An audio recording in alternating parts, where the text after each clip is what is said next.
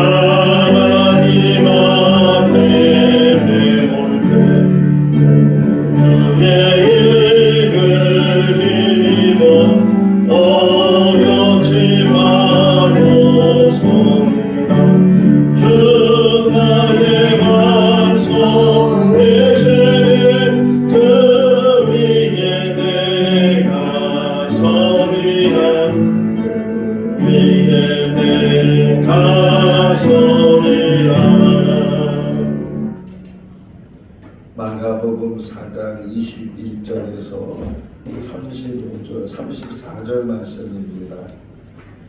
마가복음 4장 21절에서 34절 말씀.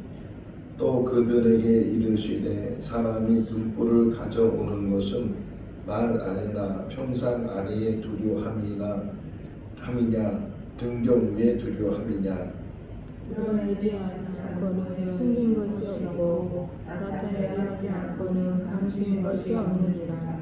들을 귀 있는 자는 들으라. 또 이르시되 너희가 무엇을 듣는가 스스로 삼가라. 너희의 헤아림은 그 헤아림으로 너희가 헤아림을 받을 것이며 더 받으리니. 있는 자는 받을 것이요 없는 자는 그 있는 것 가지고 빼앗기리라.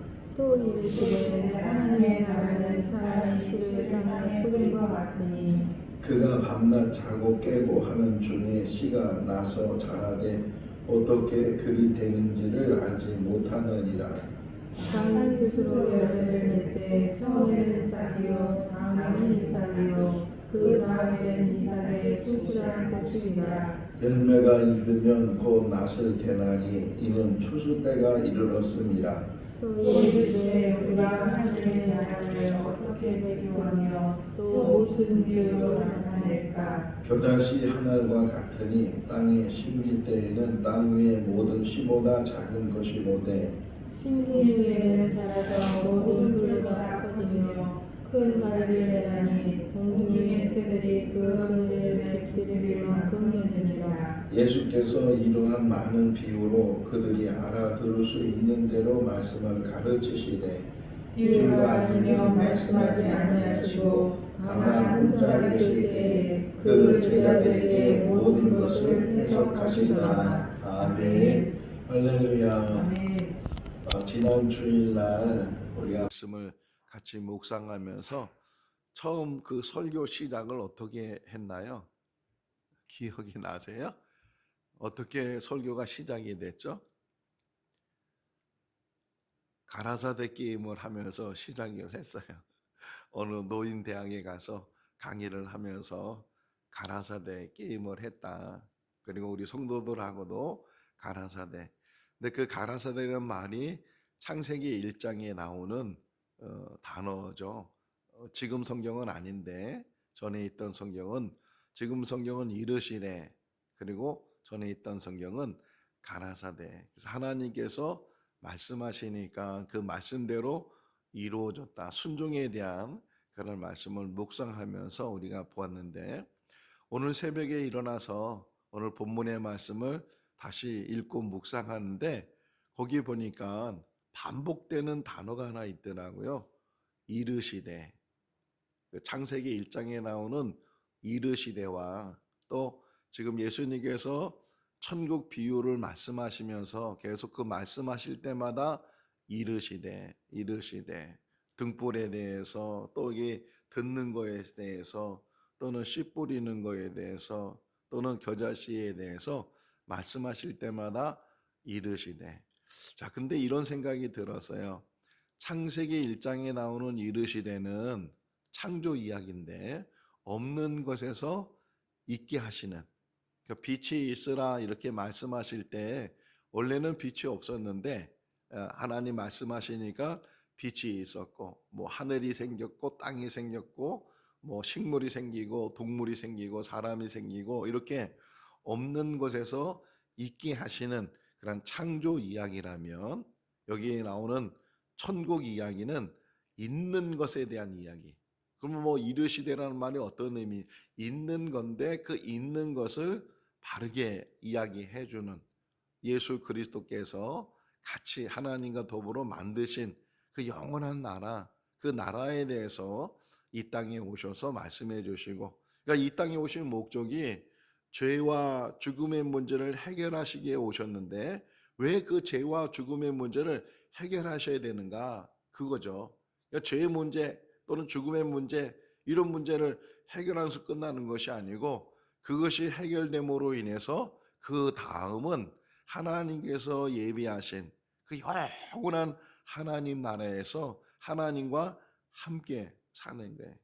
오늘 찬송가 488장을 부른 이유도 그렇고 또 개인적으로는 501장 찬송도 참 좋아해요. 저 높은 곳을 향하여 날마다 나아갑니다.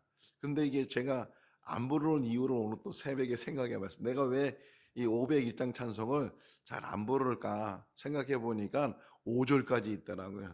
다른 찬송가 가사는 4절까지 있는데 이 사람 심리라는 게 한 절 더 있는 것이 그냥 길다고 생각이 되니까 근데 우리의 삶은 저 높은 곳을 향하여 날마다 나가는 오늘 하루도 한 걸음 나가는 것이 저 높은 곳을 향하여 하나님 날 향해서 나가는 삶이 우리 삶이 되는 줄로 믿습니다. 이 땅에 사는 것도 너무 귀한 삶이고 행복한 삶이고 한 번 사는 인생인데 아름다운 삶을 살아야 되지만 이 땅에 사는 삶이 유한적이고 제한적이고 우리는 시간과 공간 속에서 머물렀다가 이제 가는 어떻게 보면 나그네와 같은 그런 인생의 삶을 사는데 이 인생이 끝나는 것이 아니고 이 인생을 통해서 하나님을 알게 되고 하나님을 믿게 되고 예수를 만나게 되고 또 예수 안에서 거듭난 사람이 돼서 이제는 하나님의 자녀로 인침을 받아서 하나님의 백성으로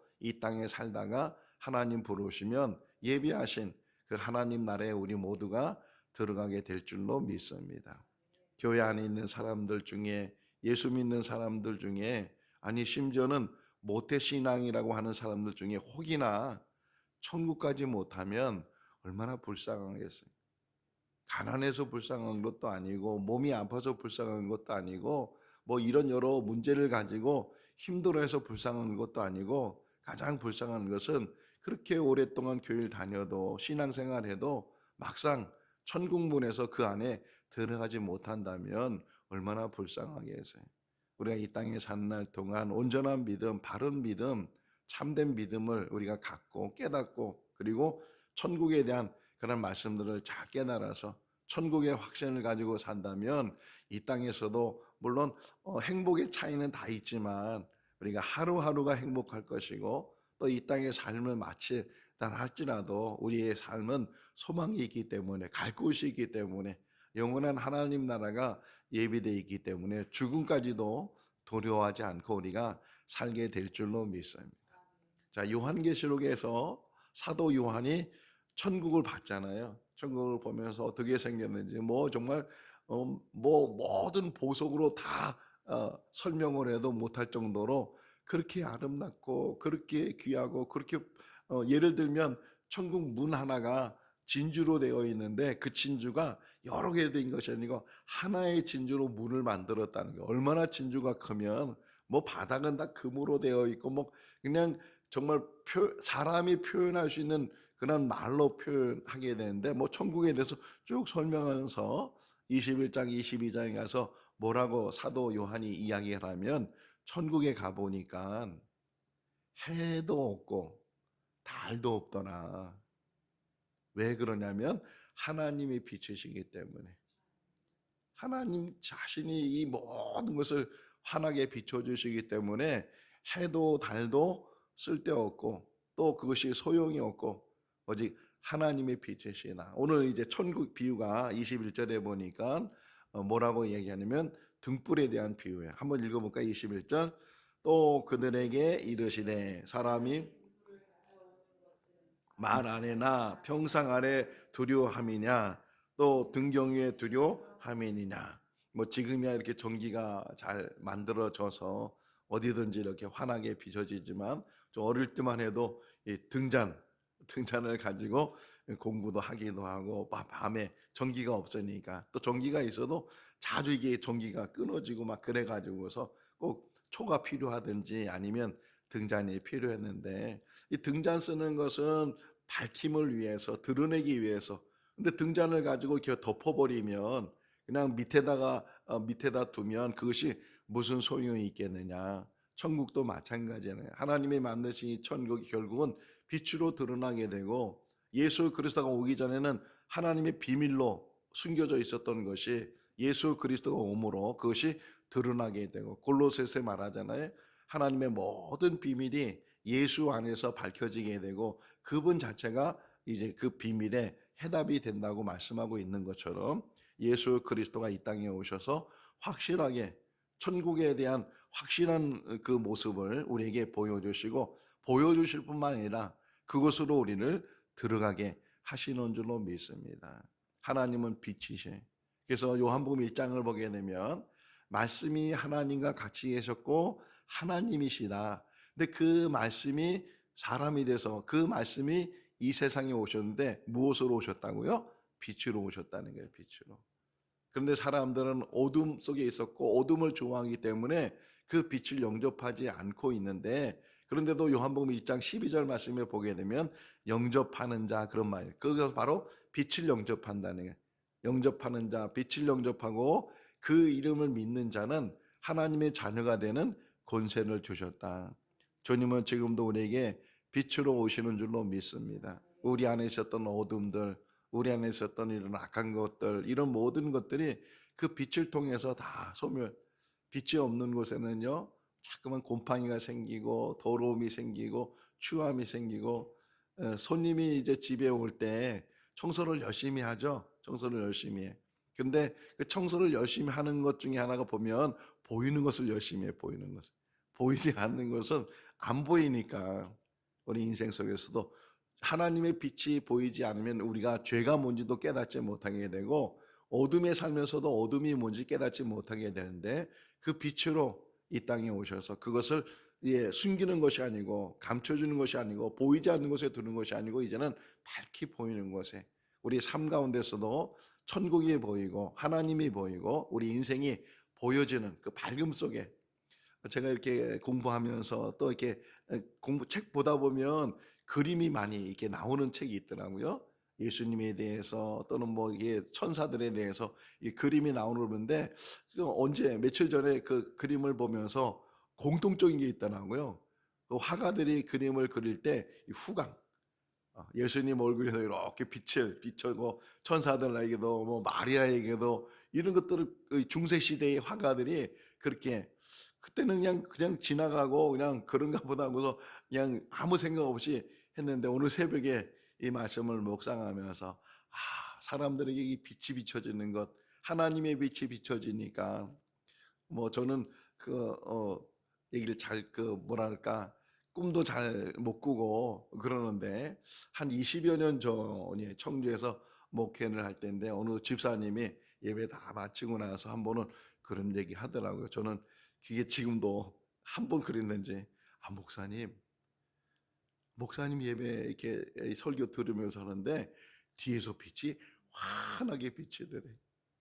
뭐 제가 그냥 뭐 대단해서 빛이 비친 것이 아니고 그분이 영혼이 열리고 그분이 하나님의 말씀을 사모하니까 하나님의 빛이 보여진대. 뭐 그분에게만 보일 수 있을, 그분이 이제 느꼈을 수 있는데 우리에게 하나님의 빛이 함께 하시는 줄로 믿습니다. 빛으로 우리를 보호하시고 우리를 인도하시고 천국 가는 그날까지 어둠에 있는 것이 아니고 죄악에 있는 것이 아니고 거기서부터 우리를 건져 주셔서 이제는 어둠에서부터 빛이 있는 곳으로, 하나님께서 창조하실 때 낮과 밤을 만드셨잖아요. 빛이 있는 곳은 낮이라고 하고 어둠이 있는 곳은 밤이라고 했는데 우리가 밤에 있던 우리 인생 속에서 빛으로 오신 예수를 통해서 우리가 낮에 밝음으로 옮겨지게 되고 이제는 그 밝음 안에서 참 자유를 누리면서 우리가 살게 되는 줄로 믿습니다. 자, 두 번째 이르시되를 보니까 24절이에요. 계속 이르시되란 말이 나오죠. 24절. 24절 한번 읽어볼까요? 또 이르시되 너희가 헤아리는 그 헤아림으로 너희가 헤아림을 받을 것이며 더 받으리니. 어렸을 때 이제 그 북한에 대한 공부를 하면서 어떤 말을 들었냐면 북한에 있는 사람들은 세뇌 교육을 받는다 그래요. 세뇌 교육. 들어본 기억이 나실 것 같아요. 세뇌 교육은 뭐예요? 자꾸만 듣다 보면 아무리 거짓도 진짜인 것처럼 들려진다는 거예요. 세뇌시킨다는 거잖아요. 사람이 자꾸만 이렇게 말을 하고 뭐 보고 그러면 거기에서 현혹이 되고 빠지게 돼서 그만 그것이 진실인 것처럼, 북한에서 이런 교육을 한다는 거예요. 그때 보면 70년대 막 그럴 때잖아요. 60년대 70년대 계속 세뇌시키면서 남한에는 거질들도 많고 뭐 이런 거 계속 교육시키고 말하면 뭐 북한 주민들은 그런 줄 알고 가보지 않았으니까 보지 못했으니까 그런 줄 알고 계속 그 말에 세뇌가 된다고 하잖아요. 이거 제가 오늘 새벽에 말씀 묵상하면서 뭐라 그래요? 듣는 것을 삼가하라. 스스로 듣는 것을 삼가하라. 뭐 귀가 있으니까 열려 있으니까 뭐 우리가 안 들으려고 해도 들을 수 있는 말들이 참 많이 있지만 그럼에도 불구하고 항상 조심해야 되는 게 들을 수 있는 말을 들어야 된다는 거예요.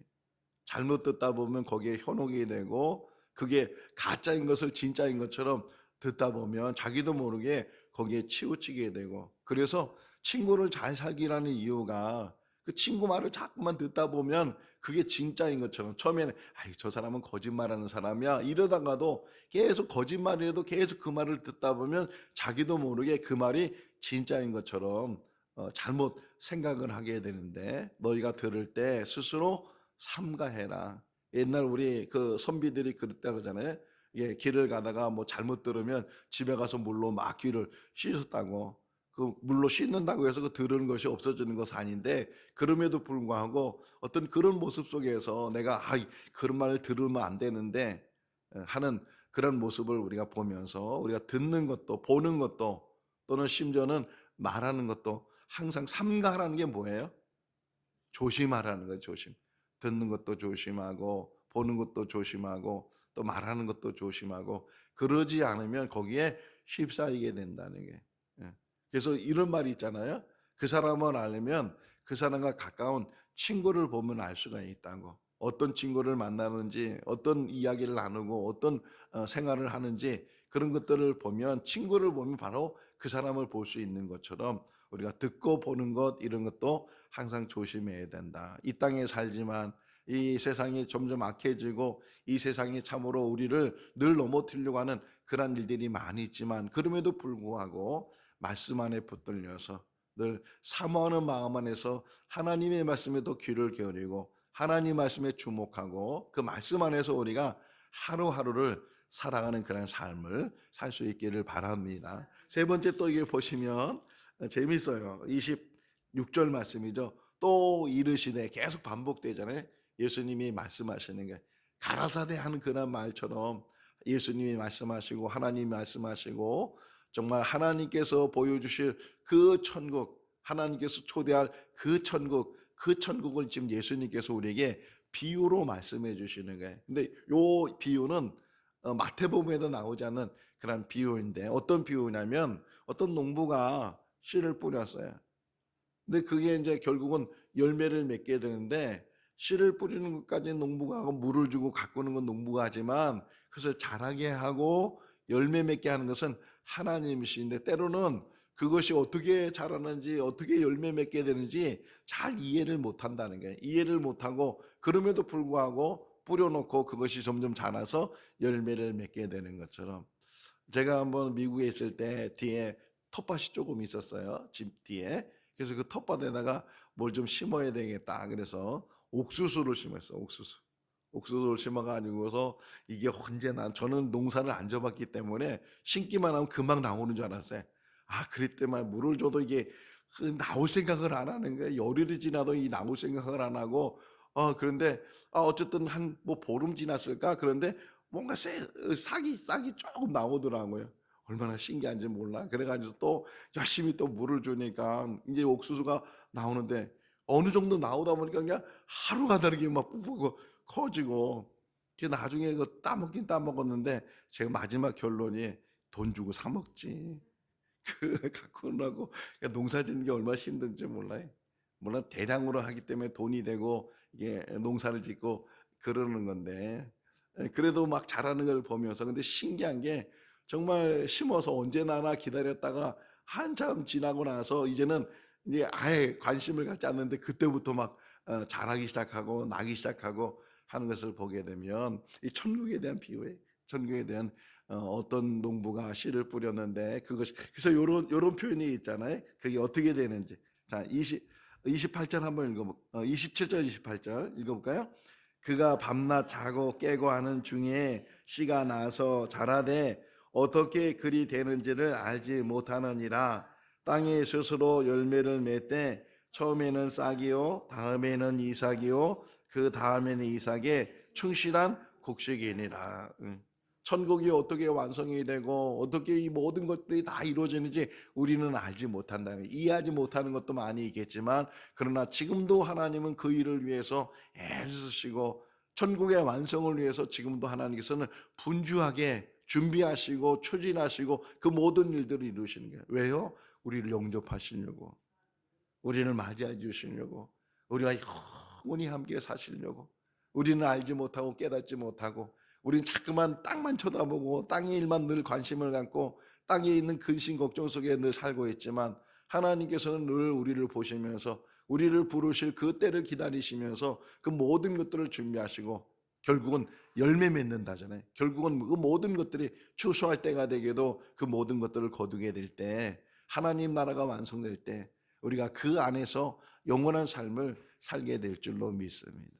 또 하나의 비유가 이르시되 또 나오죠. 여기 30절 말씀에 보니까 이르시되, 이거는 이제 마태복음에도 나오는 이야기인데 겨자씨 비유예요. 겨자씨는 아주 작은, 우리나라로 표현하면 담배씨라 그러는데, 저도 담배씨는 잘 보지 못했는데 담배씨가 그렇게 작다는 거예요. 겨자씨는 봤어요. 제가 중학교 다닐 때 우리 담임 목사님이 이스라엘 그 성지순을 다녀왔는데 선물, 우리 교인들한테 선물을 줬어요. 선물이 뭐냐면 겨자씨, 많은 비닐봉다리에다가 아주 조금씩 담아서 이게 바로 겨자씨라고 하면서 이렇게 나눠줬는데, 그때 봤을 때 기억이 아주 작은. 또 하나 갖고 온 게 요단강 물, 어떻게 갖고 오셨는지 모르지만 요단강 물을 갖고 와서 요번에 세례 받는 사람들은 그 요단강 물로 세례를 받는다고. 제가 그때 그 요단강 물로 세례 받았잖아요. 신청을 해가지고서 요단강 물로 세례를 받은 기억이 나는데, 겨자씨 아주 작은 것, 눈에 보이지 않을 정도로 작은 것. 근데 그 작은 것이 심겨지게 돼서 자라게 되면 숲을 이루는 것처럼, 나무가 이루어지는 것처럼 새들이 깃든다고 마태복음에는 기록이 되어지는데, 그 새들이 깃드는 것처럼 그렇게 이 작은 것이, 천국을 볼 때 작다고 생각하지만 그 작은 것이 점점 자라서 크게 되는 것처럼. 제가 어느 때 한번 보니까 우주는 지금도 팽창되고 있다니. 우주는 지금도 팽창이 되고 있다는 말하고, 또 하나 곁들여서 들었던 말이 뭐냐면, 지금 우리는 태양계 속에 있잖아요. 태양을 중심으로 해서 뭐 지구가 돌고 뭐 여러 가지 이제 행성들이 태양을 돌고 있는데, 태양이, 하는 질문해 볼게. 태양이 머물러 있어요, 움직여요? 태양이 그 자리 그대로 머물러 있어요, 아니면 움직여요? 태양이 움직여. 태양은 도는 것도 없고 어떤 뭐 이렇게 뭐 공전도 자전도 하는 게 아닌데, 이 우주 전체로 보니까 태양계, 흔히 태양계라고 하는 것은 점으로도 찍지 못하는 거예요. 우주가 얼마나 광대한지 이 점으로도, 은하계라는 걸 엄청잖아요. 그 은혜가 수천억 개가 있다는 거예요. 어마어마한 거예요. 어마어마한 거. 우리 몸으로 얘기하면 뭐 하나의 점도 안 되는 그런 존재인데, 근데 그 태양계가 지금도 움직이고 있다는 거예요. 그러니까 지구가 공존하고 자전하지만, 공존하고 자전하는 이 태양계 안에서도 이거는 뭐 미비한 것이고, 우주로 보면 뭐 눈에 보이지도 않을 정도로 아주 작은 것인데, 그것이 머물러 있는 것이 아니고 움직이고 있다는 거예요. 우주는 팽창되고 있고, 하늘 천국은요 상상을 초월하는, 우리가 가보면 할 말을 잊어버리죠. 너무 좋은 곳이네. 지금은 말로 표현하지 못하는, 또 말로 형용하지 못하는, 지금은 다 알지도 못하기 때문에 더 이상 자랑하지 못하는 그런 곳이지만, 하나님이 그것을 예비하신 줄로 믿습니다. 겨자씨, 작은 것이 점점 자라서 큰 나무를 이루는 것처럼 이 땅의 천국도 마찬가지. 지금도 한 사람 한 사람 부르셔서 천국이 확장되고 그 한 사람 한 사람이 하나님의 백성으로 이루어지게 되는데, 주님 오신 그날까지 계속 이 복음이 전해져서, 이 천국이 전해져서 지금도 한 사람이라도 더 하나님 백성으로 인정을 받고 구원을 받는 그러한 역사를 이루어가야 될 줄로 믿습니다.